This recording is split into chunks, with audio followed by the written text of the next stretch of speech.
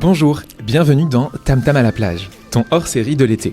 Des épisodes courts et concrets pour prendre de bonnes résolutions à la rentrée. C'est comme les Little Tam Tam, mais à la plage. Merci Captain Obvious.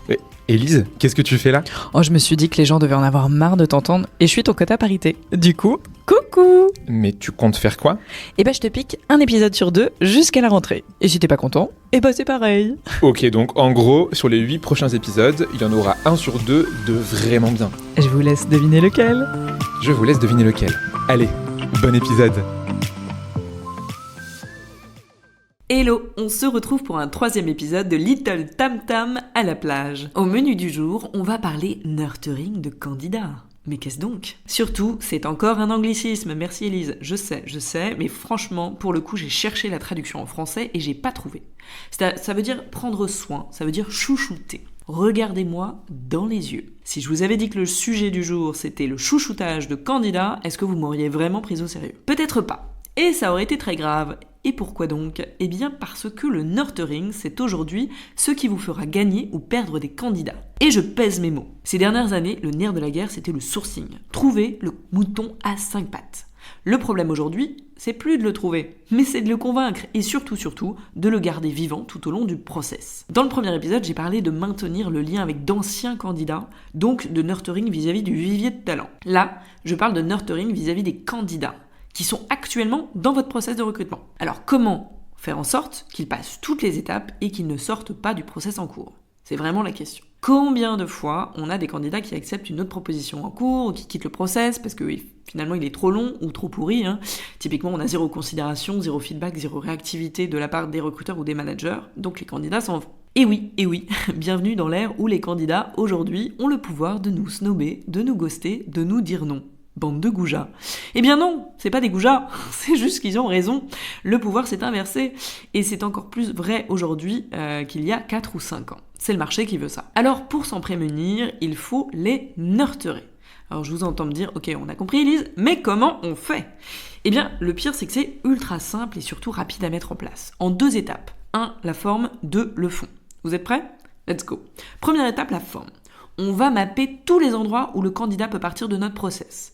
Et on va se poser des questions, est-ce que c'est entre le premier call, premier entretien, est-ce que c'est juste après le premier entretien ou après le cas pratique ? Et en fait, on se rend compte souvent que c'est à toutes les étapes qu'il peut partir. L'idée alors, c'est de créer une action à chaque étape pour désamorcer ce risque. On envoie un mail, un SMS, on passe un petit call, on envoie un kit candidat, une vidéo du futur manager, bref, on envoie ce qu'on appelle en marketing un nudge. C'est-à-dire, c'est une sorte de petit coup de coude hyper sympa pour faire en sorte que le candidat passe à l'action et passe à l'étape suivante.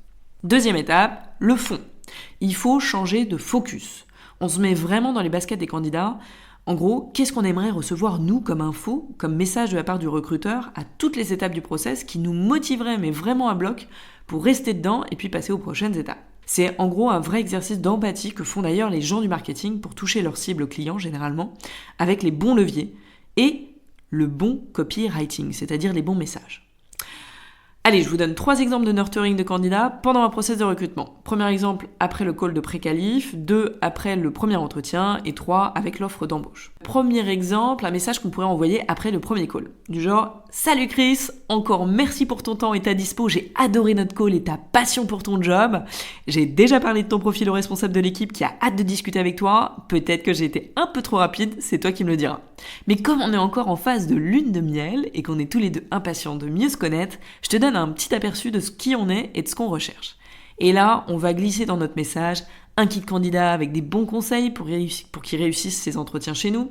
On lui glisse le lien d'une vidéo de son futur manager. On lui joint aussi un manifeste de la boîte, garantie évidemment 0% bullshit.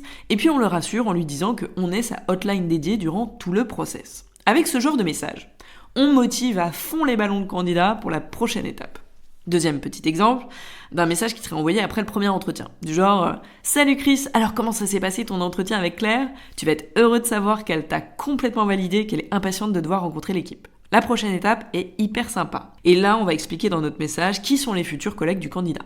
On donne les noms, les liens LinkedIn, ce qu'ils font, sur quel projet ils travaillent, dans quelle équipe ils sont.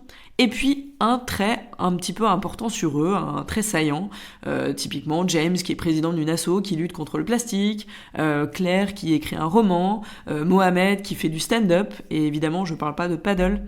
Bref, vous avez tous compris le topo. Avec ce genre de message, on donne un max d'infos sur l'équipe et on crée de la proximité avec le candidat.